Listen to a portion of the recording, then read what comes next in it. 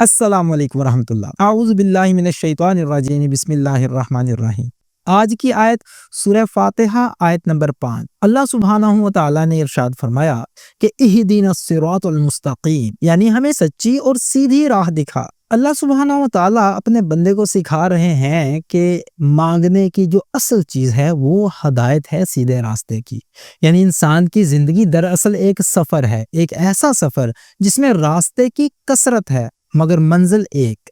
ہر قدم پر چوراہے ہیں، ہر سمت میں پگڈنڈیاں ہیں، کہیں خواہشات کا جال ہے، کہیں تقلید باطل کی دھند، کہیں طاقت اور اقتدار کا فریب اور کہیں شہوت۔ مسافر کے سامنے یہ سب کچھ ہے لیکن منزل مقصود صرف ایک ہے، اللہ سبحانہ و تعالیٰ کی رضا اور ابدی فلاح۔ اسی مقام پر دل کی بے بسی زبان پر ایک صدا بن جاتی ہے، اہدنا الصراط المستقیم، اے پروردگار ان بھٹکنے والی راہوں میں ہمیں اس سیدھی شاہراہ کی رہنمائی دے، جو نہ کج نہ ٹیڑھی، جو منزل کی طرف براہ راست لے جانے والی ہو، جو تیرے نور سے منور ہے اور جس پر انبیاء کرام علیہم الصلوۃ والسلام اور صالحین کے قدموں کے نشانات اب تک جھلک رہے ہیں۔ ہدایت کی بنیادی طور پر 3 منزلیں ہوا کرتی ہیں۔ پہلی، راستہ بتا دینا یعنی اشارہ کر دینا۔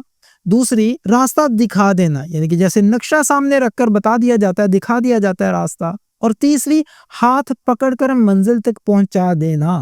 اس دعا میں یہ تینوں درجے شامل ہیں۔ گویا بندہ صرف یہ نہیں کہتا مجھے راستہ بتا، بلکہ یہ کہتا ہے کہ اے اللہ میرا ہاتھ پکڑ کر منزل تک خود پہنچا دے۔ ہدایت صرف کتابی علم یا عقل کا حاصل نہیں، قرآن نے اسے نور کہا ہے۔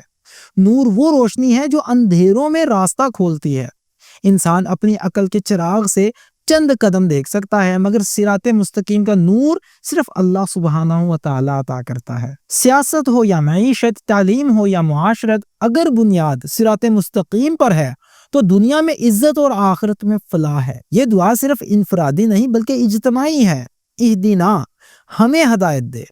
یعنی یہ دعا صرف فرد کے لیے نہیں بلکہ پوری امت کے لیے ہے۔ یہ اس بات کی علامت ہے کہ کوئی فرد صراط مستقیم پر تنہا نہیں چل سکتا، بلکہ قوموں اور جماعتوں کو بھی اجتماعی طور پر ہدایات کی ضرورت ہے۔ جب قومیں فیصلہ سازی کے موڑ پر کھڑی ہوں، جب پاکستان قرضوں اور سیاست کے جال میں پھنسا ہو، جب امت اپنی طاقت کے باوجود غلام ہو، تو اصل ضرورت یہی دعا ہے۔ یہ الفاظ ہماری پالیسی، معیشت، اتحاد اور کردار کا بنیادی منشور ہیں۔ لہٰذا روزانہ قرآن سے رہنمائی لینے کے لیے عادت بنائیں تاکہ فیصلے صراط مستقیم پر ہوں۔